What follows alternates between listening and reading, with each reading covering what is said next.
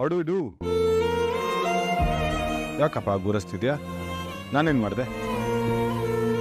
ಮದುವೆ ಹತ್ರ ಬರ್ತಾ ಇದ್ದಾಗೆ ಎದೆಲಿ ಡೌಡ ಜಾಸ್ತಿ ಆಗ್ತಿದೆಯಲ್ಲ, ಎಲ್ಲಿ ಬೇತಾಳನ್ನ ಕಳ್ಕೊಂಡ್ಬಿಡ್ತೀನಿ ಅನ್ನೋ ಭಯ ಶುರು ಆಗ್ತಿದೆಯಲ್ಲ. ಹೋಗೋಣ ಆಗ್ತಾ ಇದೆ. ಅವಳಿಲ್ದೆ ಜೀವನ ಊಹೆ ಮಾಡ್ಕೊಳಕ್ಕಾಗ್ತಿಲ್ಲ ಕಣ. ಸರಿನಪ್ಪ, ಒಂದು ಸೂಪರ್ ಆಗಿರೋ ಸೊಲ್ಯೂಷನ್ ಹೇಳ. ನಿನ್ನ ಸಾಕ್ಷಿನಲ್ಲೇ ಬೇತಾಳನ್ನ ಊಹೆ ಮಾಡ್ಕೋ. ಏಯ್, ಏನೋ ಮಾತಾಡ್ತಿದ್ಯಾ? ಗುಲಾಬ್ ಜಾಮ್ಗೂ ಗೋಳಿ ಸೋಡಾಗೂ ವ್ಯತ್ಯಾಸ ಇದೆ ಕಣ. ನಿನ್ನ ಬಾಯಿಂದ ಈ ಥರ ಎಲ್ಲ, ಈ ಡಿಫ್ರೆನ್ಸ್ ಎಲ್ಲ ಯಾವಾಗಿಂದ ಕಂಡ್ಕೊಂಡೆ ನೀನು? ನಾನು ಮೊದಲಿಂದ ಪಡ್ಕೊಂಡು ಸಾಯ್ತಾ ಇದ್ದೀನಿ. ನೀನು ನೋಡು, ಹೋಗಿ ಬೇತಾಳನ್ನ ಕರ್ಕೊಂಬ. ಹೆಚ್ಚಿನ ಇನ್ನೂ ಕಾಲ ಮಿಂಚಿಲ್ಲ. ಆಟೋಗೆ ತಾಳಿ ಕಟ್ಟೋವರೆಗೂ ನಿನಗೆ ಟೈಮ್ ಇದೆ, ಓಕೆನಾ? ಸ್ವಲ್ಪ ಚೆನ್ನಾಗಿ ಯೋಚನೆ ಮಾಡು. ಡೌಟ್ ಇದ್ರೆ ನನ್ನ ಕರಿ, ನಾನು ಬರ್ತೀನಿ. ಆದರೆ ಒಂದು ವಿಷಯ ಮಾತ್ರ ಅರ್ಥ ಮಾಡ್ಕೊ, ಬೇತಾಳ ಇಲ್ಲ ಅಂದರೆ ನೀನು ಇಲ್ಲ ಕಣ.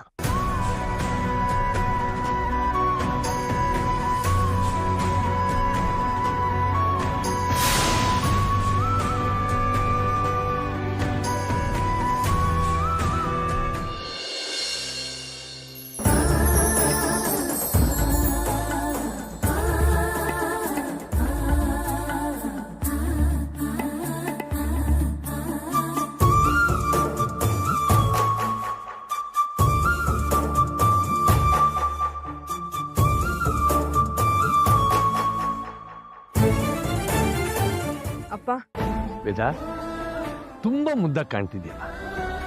ಭುಜ ದೃಷ್ಟಿ ತೆಗೆದು ಅದೆಲ್ಲ ಮಾಡ್ತಾ ಕೂತ್ರೆ ಲೇಟ್ ಆಗಲ್ವೇನೋ ಸತ್ಯ? ವೇದ, ಆಶೀರ್ವಾದ ತಗೊಮ್ಮ.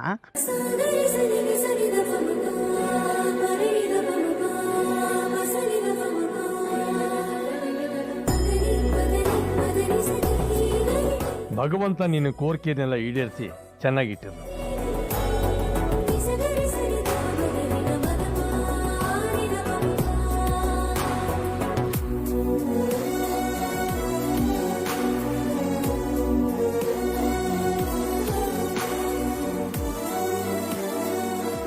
ದೇವ್ರ ಜೊತೆಲಿ ನಿನ್ನ ಅಪ್ಪನ ಆಶೀರ್ವಾದನೂ ಸಿಕ್ಬಿಡ್ತು ವೇದ.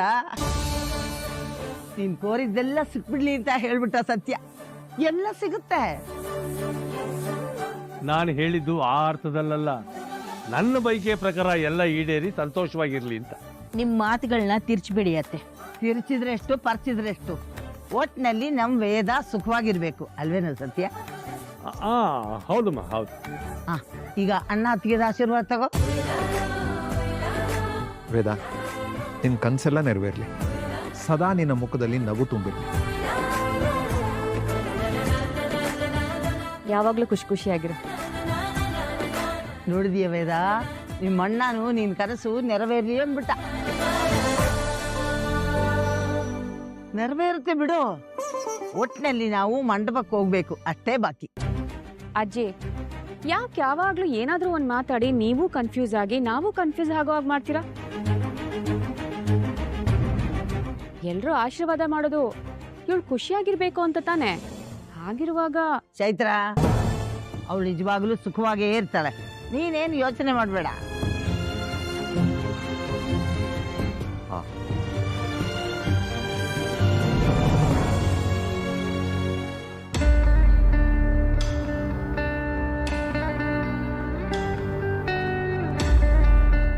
ಏನಪ್ಪ? ಅರೇಂಜ್ಮೆಂಟ್ಸ್ ಎಲ್ಲ ಪಕ್ಕ ಮಾಡಿದ್ದೆ ತಾನೆ? ಆ ವೇದ ಬಿಹೇವ್ನೆಸ್ಸು, ಆ ಮುದುಕಿ ಹಾರಾಟ ಎಲ್ಲ ನೋಡ್ತಿದ್ರೆ ನನಗೆ ಯಾಕೋ ಡೌಟ್ ಹೊಡಿತಾ ಇದೆ ಕಣ. ನೀನೇನು ಡೌಟೇ ಇಟ್ಕೋಬೇಡ. ಅವರಿಬ್ಬರು ಮೈಂಡ್ಗೆ ಮಾಡ್ತಿದ್ದಾರೆ. ಮೈಂಡ್ ಗೇಮಾ? ಹೂನಪ್ಪ. ಅವರಿಬ್ಬರು ಹೀಗೆ ಮಾತಾಡಿ ಅದನ್ನ ನೋಡಿ ನಾವು ತಾಳ್ಮೆ ಕಳ್ಕೊಂಡು ರುಚಿಗೇಳ್ತೀವಿ. ಏನಾದರೂ ಮಾತಾಡ್ತೀವಿ, ಜಗಳಗಳಾಗತ್ತೆ. ಇದೇ ಕಾರಣ ಇಟ್ಕೊಂಡು ಮದುವೆ ನಿಲ್ಲಿಸ್ಬಿಡೋಣ ಅಂತ ಪ್ಲ್ಯಾನ್ ಮಾಡ್ತಿರೋ ಹಾಗಿದೆ. ಓ, ಹಾಗಂತೀಯಾ? ಹಾಗಿದ್ರೆ ನೀನೇನು ತಲೆ ಕೆಡಿಸ್ಕೊಂಬೇಡ. ಆ ಮುದುಕಿ ಕಲ್ ತಗೊಂಡು ಬಂದು ನನ್ನ ಮುಖ ಜಜ್ಜಿದ್ರು ಕೂಡ ನಾನು ನಗ್ನಗ್ತಾನೆ ಇರ್ತೀನಿ. ಇದೇ ಸ್ಪಿರಿಟ್ನ ಕೊನೆವರೆಗೂ ಮೇಂಟೈನ್ ಮಾಡು. ಗೆಲುವು ನಮ್ದೆ.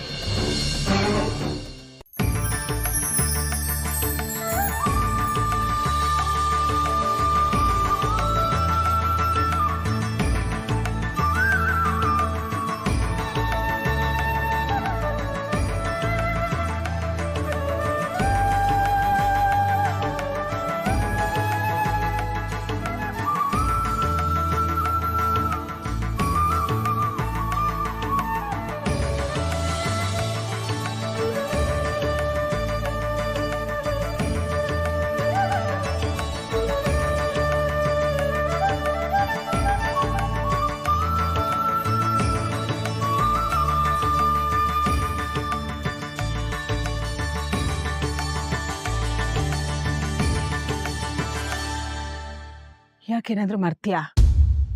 ಮರೆಯಕ್ಕಾಗ್ತಿಲ್ಲಮ್ಮ.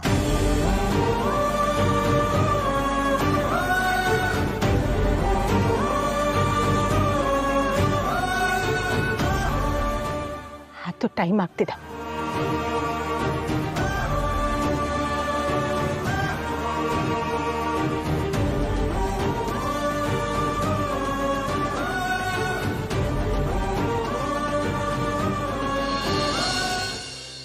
ಅಪ್ಪ, ಕಾರ್ ರೆಡಿ ಇದೆ, ಹೊರಡ್ಬೋದು.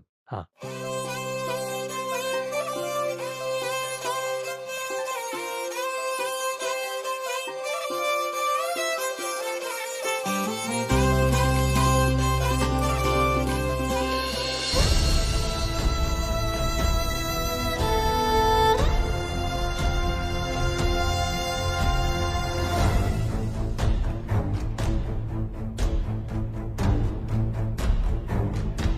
ಏ ಗುಂಡ,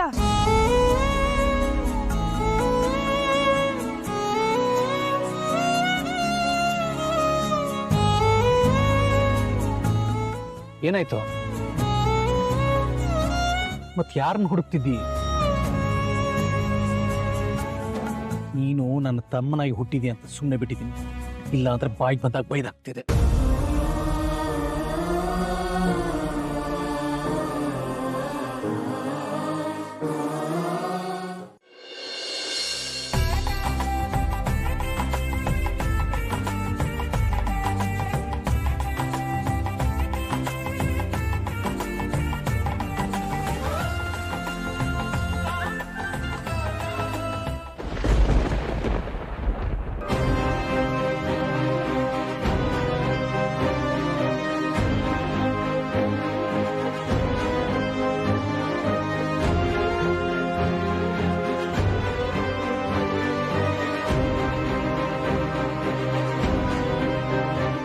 ನೋಡ್ದ ಲೋಕಿ?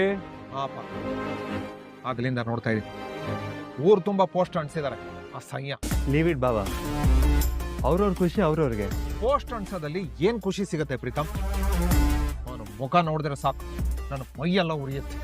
ಮುಹೂರ್ತ ಕಳೀಲಿ ಅಳಿ ಅಂದ್ರೆ ಆಮೇಲೆ ಅವನ ಮುಖ ನಾವು ಯಾರೂ ನೋಡೋದಿಲ್ಲ.